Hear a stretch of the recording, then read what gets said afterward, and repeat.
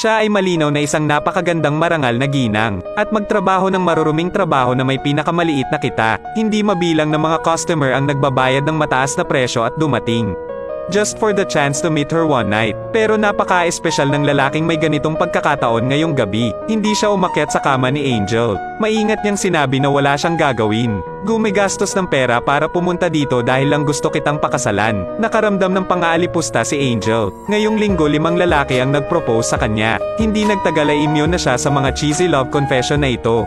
Gusto kasi nilang lahat ng libre ang katawan niya. Hindi ko talaga mahal ang hamak na tulad mo. Nawalan siya ng pasensya at pinaalis ang lalaki. Ang ikinagulat ni Angel. Bumalik ulit ang lalaki sa kwarto niya. Sa pagkakataong ito, doble ang ibinayad niya. Tsaka chat lang at walang ginagawa. Hayaan mong ilayo kita dito. Seryoso ako, pakasalan mo ako. Sincere at mainit ang mga mata ng lalaki. Sinusunog ang bawat pintig ng puso sa ilalim ng maruming katawan ni Angel.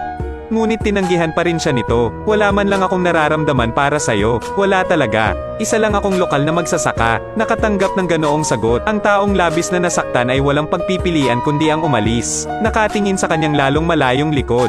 Medyo naalog ang puso ni Angel. Naisip din niya ang buhay ng pag-aasawa at pagkakaroon ng mga anak. Pero alam niya na masyado siyang madumi. Hindi karapat-dapat sa malinis at simpleng Michael. Magsasaka kasi si Michael dito. At the same time, isa rin siyang pious hostage. Ang isang lalaking tulad nito ay dapat magpakasal sa isang malinis na babae. Pero ngayon lang niya nakilala si Angel at umibig. Kahit alam niyang hindi maganda ang career niya, pero hindi niya pinansin. Sa tuwing nakakaipon siya ng sapat na pera, pumupunta siya para mag-propose sa kanya. Bagamat sa ibabaw ay laging tinatanggihan siya ni Angel, ngunit sa kanyang likuran ay hinanap niya ang ginang. Tinanong ako kung gaano karaming pera ang kailangan kong iwan. Narinig ng amo na balak niyang umalis. Ngunit dito walang precedent para sa pagtubos. Upang siya ay masunurin na sumunod. Sinabihan niya ang kanyang mga nasasakupan na turuan siya ng leksyon. Noong gabing iyon ay pinahirapan si Angel at namuhay ng miserable. Noong araw na iyon nahirapan ding matulog si Michael isang gabi. Pagdating ng madaling araw, sumugod na kami sa pub. Nakita niya si Angel na nakahiga sa kama na puno ng mga sugat. Nagpa siya si Michael na huwag nang mag-alinlangan pa. Gusto ko siyang ilayo. Kung hindi niya mabayaran ang utang ko, hindi siya aalis. Okay, siguro sapat na. Bago umalis, hinawakan muli ni Michael ng mahigpit ang kamay ni Angel at tinanong siya. Alam kong medyo masama ang panahon, pero handa akong pakasalan ka. Siyempre, marahil ang mga hangarin sa lupa ay naantala sa pag-abot sa Diyos. Ngunit ibinalik pa rin ni Michael si Angel sa kanyang sakahan ayon sa gusto niya. Ibinigay niya sa kanya ang singsing na naiwan ng kanyang ina. Nangako rin siya na maaari itong umalis anumang oras. Hindi na kita hahayaang tiisin ang mga nakaraang paghihirap. Pero kahit gaano kaseloso ang pag-aalaga sa kanya ni Michael, hindi pa rin nakontento si Angel na gugulin ang natitirang bahagi ng kanyang buhay kasama siya sa bukid na ito. Dahil sigurado siyang pinakasalan siya nito sa ibang layunin. Sinamantala niya ang sandaling lumabas siya, iwanan ng singsing at umalis. Nang makauwi si Michael matapos ang pagiging abala at natuklasan niyang umalis na ito at hinabol siya. Buti na lang naglakad si Angel. Hindi pa kami nakakalayo ay hinabol kami ni Michael. Pero bigla siyang bumilis. Akala niya darating si Michael para hanapin siya at babalik. Kaya nagalit siya at tumalikod para pagalitan si Michael. Hindi ako sayo. Ngunit hindi niya ito pinilit na bumalik, na nagbigay sa kanya ng isang bag ng tubig at damit, magiging malamig sa gabi. Ang kalsadang iyon ay patungo sa maliit na bayan. Mga 19 na milya ang layo. Ito ang daan pa uwi. 1 milya pababa ay magkakaroon ng pampainit ng pagkain. Pati asawa ko. Pagkatapos nun sumakay na si Michael. Iniwan si Angel na nakatayo lang doon, hindi alam ang gagawin. Ngayon ay mayroon kang 2 landas. Ang isa ay ang pumunta sa impyerno sa lupa. Ang natitira ay humahantong sa isang mainit na sakahan. Ngunit muli at muli niyang sinubukan hindi ng ahas na pumili. Dahil sa status niya, hindi ito maisip ng iba. Yun din ang dahilan. Hindi siya naglakas loob na magtiwala ng madali kay Michael. Noong bata pa siya, nakatira siya sa isang marangyang manor. Ngunit 2 lang ang tao doon, siya at ang kanyang ina. Hanggang sa edad na 8, nalaman niya na siya lamang ang anak sa labas ng kanyang aristokratikong ama. Kundi isang stepchild na palihim na ipinanganak ng kanyang ina. Hindi lang siya tinanggap ng maharlikang ama na iyon, ngunit naghabol din ng 2 tao sa manor na iyon. Nawala ng pinansyal na yaman ang ina at ang kanyang mga anak. Sa panahong iyon, ang mga babaeng gustong kumita ng pera ay may isang paraan lamang. Pero may bewang pa rin ang pagiging mahirap. Hindi nagtagal, nagkasakit ng malubha ang kanyang ina at namatay. Naiwan siyang mag-isa na gumigala sa mundo ng mga tao. Ngunit hindi siya pinansin ng malupit na kapalaran dahil lamang sa kaawa-awa siya. Ipinagbili siya ng isang baluktot na formula, lalo na ang paggamit ng dahilan ng pag-aampon upang palakihin siya. Pagkatapos ay dinala siya sa isang pub upang makinabang ang kanyang sarili. Dinala ang 17 taong gulang na si Angel sa isang pub para eye auction. Nakilala ang lalaking nagpabeya sa kanyang ina at anak dito noong taong yon. Nagkita na ba tayo? Siguro. Mukha na siyang matandang kakilala ko. Malinaw na hindi siya nakilala ni Dad. Syempre hindi palalampasin ni Angel ang pagkakataong makapaghiganti. Nang gabing iyon ay dinala niya ang lalaking iyon sa kanyang silid. Pagkatapos lamang ng gawain ay nalaman ng ama ang katotohanan. Nahiya siya at kinuha ang baril para magpakamatay. Nang gabing iyon ay tumakas din siya sa masasamang kamay ni Duque. Sumakay siya sa isang bangka patungong California, at nakilala ang isang batang babae na tumetakas doon. Ang ibang tao ay nag-alok na anyayahan siyang magnegosyo ng magkasama pagdating nila sa California. Noong mga panahong iyon, napakamuwang pa ni Angel. Hindi niya itinago ang kanyang ipon. Sinong mag-aakala na ang malupit na puso ang nagturo sa kanya ng huling aral? Hindi lamang sila ninakawan ng lahat ng kanilang ipon sa paglipas ng mga taon. Ngunit ipinagbili rin niya siya sa isa pang maruming selda ng kulungan. Ang presyo ng kapanahunan ay tila masyadong malaki. Mula noon siya ay naging isang walang kaluluwang tao, hanggang sa lumitaw si Michael, ang kanyang nasirang buhay. Sa wakas ay nanimbalik ang sigla. Tumayo si Angel sa gitna ng kalsada habang nag-iisip. Sa wakas nagpasya siyang matapang na tumakbo pabalik sa mga bisig ni Michael. Nakita kong bumalik si Angel. Walang masyadong sinabi si Michael. Tahimik na inihain ang inihandang hapunan para sa kanya. Pagkatapos ay ibuhos ang isang palayok ng mainit na tubig. Personal na tulungan siyang mapawi ang pagod. Tingnan ang mga paltos sa iyong mga paa mula sa paglalakad. Tahimik na minasahe siya ni Michael. Ito ang nagpa-vibrate sa kaluluwa ni Angel. Bakit kailangan mong gawin yon? Ang 1 milya ng isang kalsada ay mas mahirap kaysa sa 20 milya ng isa pa. Mga araw at buwan na sumunod, namumuhay sila ng simple at simpleng pamumuhay sa bukid.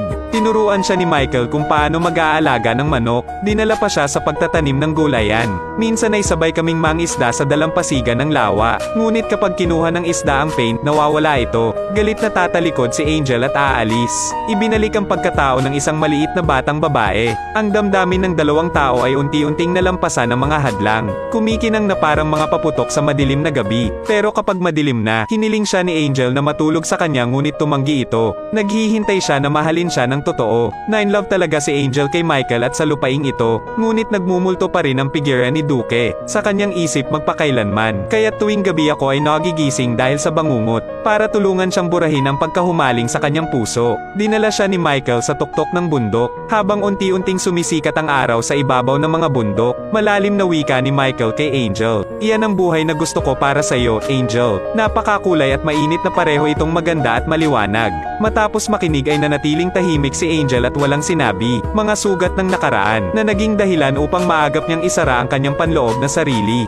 Iniisip niya na sa mundong ito, tanggapin ang iyong sarili mula sa nakaraan. Pero espesyal si Michael. Handa siyang tanggapin ang anumang bagay. Patawarin mo ang kanyang kasamaan. Ang dati kong buhay ay hindi ko pinili. Ngunit maaari mong piliin ang hinaharap na buhay na gusto mo. Ilang maikling pangungusap lang ang sinabi ni Michael. Tinulungan si Michael na malampasan ang sakit ng nakaraan. Sa mainit na bukang liwayway na iyon, ang kanilang madamdamin na pag-ibig sa wakas ay dumating. Unang pagkakasundo. Pero may lumitaw na lalaki. Sirain ang kabutihang ito. Siya si Michael Bayaw ni Paul. Ay dating guest din ni Angel. Sinulyapan siya nito at nakilala siya. Kahit hindi nakalabas sa harapan ko. Ngunit nang ayusin ni Paul ang bahay na gawa sa kahoy. Tanong sa harap ni Michael. Hindi niya matanggap na magpakasal ang kanyang mga kapatid sa ganitong uri ng tao. Ipaalam sa iyong ina na nag-asawa ka ng isang gulanit na bagay. Kung itinuring mo akong kapatid, dapat mong mahalin ang sinumang mahal mo sa lahat ng paraan, unawain mo. Ito ang unang pagkakataon na may umatake si Michael. Kahit pinagtatawanan siya, pinrotektahan niya pa rin si Angel kahit papano. Ngunit hinanap ni Paul si Angel at ininsulto siya. Si Michael ang pinakamagandang tao na nakilala ko. Deserve niya ang isang mabuting babae. Ngunit hindi sa kanya. Walang pinakita sa mukha ni Angel. Pero sa totoo lang, durog na ang puso ko. Kahit na hindi niya pinapansin ang ganoong kalokohan. Pero hindi niya pinayagan si Michael maging katatawanan ng iba. Pagkatapos ng isang gabi, lalaban ako sa sarili ko. She ended up leaving behind Michael's proposal ring. At malayo sa bukid, si Angel ay sumilong salamat sa kanyang kaibigan. Natuklasan ko na ang lugar sa taong iyon ay naging mga guho. Sabi sa kanya ng dating Alipors. Inakay ng landlady ang mga tao palabas dito. Inimbitahan niya ito sa kanyang tabi upang ipagpatuloy ang dati niyang trabaho. Wala siyang survival skills. Ang buhay ay maaari lamang mabuhay nang wala muli ang laman. Nang marinig ni Angel ang balita ay agad siyang sumugod sa bar na mag-isa. Sa kabila ng pagtutol ng kanyang mga alipors, ilabas mo ulit siya. Umupo si Angel sa karuwahe nang walang sabi-sabi. Katahimikan ang pinakamalaking galit niya kay Angel ngayon. Hanggang sa hating gabi na siya tahimik na nakaupong mag-isa at umiyak sa kwadra. Matalino lang nakita ni Angel ang eksenang ito. Pareho siyang nagsisi at nakonsensya. Dati siyang nakatira sa isang mundo ng pantay na palitan. Ngayong gabi sa wakas ay naramdaman niya ang apela ng tunay na pag-ibig. Kaya sinubukan niyang linisin ang sarili. Gusto kong linisin ng husto ang maruming katawan na ito. Tumigil ka Michael, hindi ka malinis. Palaging pinapakalma ni Michael ang kanyang kalooban. Alam niyang gusto niyang kalimutan ang nakaraan. Dapat munang malaman at maunawaan ang kanyang panloob na mundo. Ipinagtapat nilang dalawa ang lahat sa unang pagkakataon sa ilalim ng puno. Nangangarap ng hinaharap na buhay na magkasama, tila ang lahat ay umuunlad sa isang magandang direksyon. Ngunit ang langit ay hindi nakalulugod sa mga tao. May nakasalubong silang pamilyang refugee habang pauwi. May isang buntis din na malapit ng manganak. Inalok sila ni Michael ng tirahan sa kanyang bahay. Hindi nagtagal matapos ipanganak ang sanggol. Para magpasalamat kay Michael, hinayaan ng miyembro ng pamilyang iyon na kunin ng sanggol ang kanyang apelyido. Masaya siyang pumayag. Ilang beses na niyang ipinahayag ang kanyang pagnanais na magkaanak kay Angel. Ngunit sa bawat oras na siya ay nananatiling tahimik, dahil buntis siya sa anak ni Duque. Para hindi maapektuhan ang pagkakakitaan, hindi lang niya pinilit na ipalaglag. Naging sanhi din ito ng tuluyang pagkawala ng kakayahang magkaanak. Makitang gusto ni Michael ang mga bata na ganyan, at hindi ko matutupad ang hiling na iyon para sa kanya. Pagkatapos mag-isip ng mabuti, nagpasya siyang sabihin ang katotohanan ito kay Michael. Gusto mo bang magkaanak? Oo naman. Hindi ako maaaring magkaanak. Matapos marinig ito, hindi na siya sinisisi ni Michael. Sa kabaligtaran, aktibo niya itong inaliw. Mahal kita, walang makakapagpabago nito. Pero wasak na babae si Angel. Ang kanyang panloob na sarili ay sobrang sensitibo at may kamalayan sa sarili. Nakita ko ang babaeng katabi ko ay parehong bata at maganda. Marahil siya ang karapat-dapat kay Michael. Kaya kinabukasan ay inayos niya ang mga sariwang bulaklak sa buong bahay. Gawin ang iyong sarili ng isang nakabubusog na tanghalian. Kinaladkad pa siya sa tuktok ng bundok. Ang unang pagkakataon na magkasama silang nanood ng pagsikat ng araw. Marami siyang sinabing kakaibang salita. Saka nag-iwan ng sulat at singsing. Piniling umalis muli. Kung ilang beses kang umalis noon, ito ay dahil hindi ka magkasya. So this time kasi mahal na mahal ko si Michael. Dahil gusto niyang matupad ang taong mahal niya. Bigyan siya ng kumpletong tahanan. Sa pagkakataong ito ay hindi na siya hinanap ni Michael. Naunawaan niyang hindi sapat ang pagliligtas sa kanya ng mag-isa. Dapat siyang lumabas at ilantad ang sarili sa mundong ito. Magkaroon ng normal na relasyon sa iba. Higit sa lahat, napilitan siyang lumayo sa trauma ng nakaraan. Doon lang talaga bubuhayin si Angel. Pagkatapos ay gumala si Angel sa San Francisco. Hindi na siya bumalik sa dati niyang trabaho. Ngunit nagtatrabaho bilang chef sa isang restaurant. Ang pagmamahal ni Michael ang nagturo sa kanya na lumaki. Ngunit hindi pa rin siya pinabayaan ng tadhana. Hindi sinasadyang natuklasan ni Duque ang kinaroroonan ni Angel. Habang siya ay nakatayo muli sa kanyang harapan, hindi pa rin niya mapigilan ang sarili at nanginginig. Muli siyang nahuli sa isang malaimpyernong kulungan. Michael sa bukid. Parang nararamdaman din ang sitwasyon ni Angel. Kamakailan lamang ay nawawalan na siya ng gana at nahihirapang matulog. Naiinis ako sa sarili ko dahil hinayaan ko siyang umalis dito. Pagdating ni Angel sa bahay ni Doc, nakita niya ang dalawang maliliit na babae sa kama. Ang eksenang ito ay nagpaalala sa kanyang sarili nung bata pa siya. Kaya nagkunwari siyang nakikinig sa kanya. Pagkatapos ay umakyat sa platform ng auction ng dinner party. Sinubukan niyang pigilan ang takot niya kay Duque. Mabawi ang pananampalatayang binitawan niya nung bata pa siya. Nanginginig siya ngunit matatag niyang sinabi ang kanyang mga krimen. Ang silid sa itaas ay may hawak na dalawang batang babae. Inabuso niya kami hanggang sa ginawa namin ang lahat para mabuhay. Ang pagmamahal ng kanyang ina at Michael ang nagpapanatili sa kanya hanggang sa huli. Kinaladkad siya ng galit na Duque sa silid. Maghanda upang alisin siya. Biglang may dumating para iligtas siya. Hindi naglakas loob si Angel at mabilis na pinaalis dito ang dalawang batang babae.